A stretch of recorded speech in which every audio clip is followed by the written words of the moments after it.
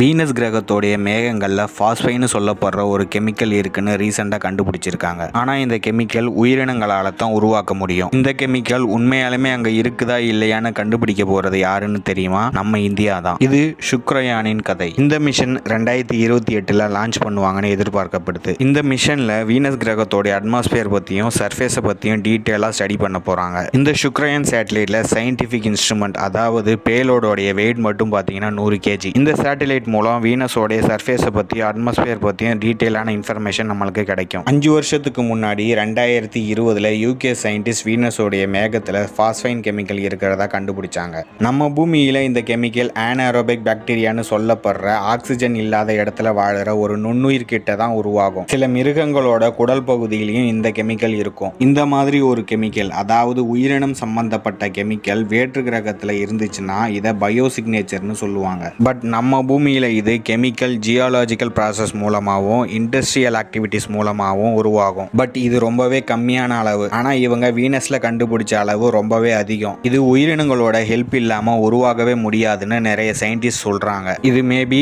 எரரா இருக்கலாம், இல்லை வீனஸோடைய harsh condition, அதாவது ஹை ப்ரெஷர் மற்றும் ஹை டெம்பரேச்சர்லையும் உருவாகி இருக்கலாம். ஒருவேளை அந்த கிரகத்தில் நிஜமாவே உயிரினம் இருந்துச்சுன்னா அதை கண்டுபிடிக்க போறது நம்ம சுக்ரயான் சேட்டலைட் தான். இந்த வீடியோ பிடிச்சிருந்தா சேனலை மறக்காம சப்ஸ்கிரைப் பண்ணுங்க, லைக் பண்ணுங்க, ஷேர் பண்ணுங்க, கமெண்ட் பண்ணுங்க.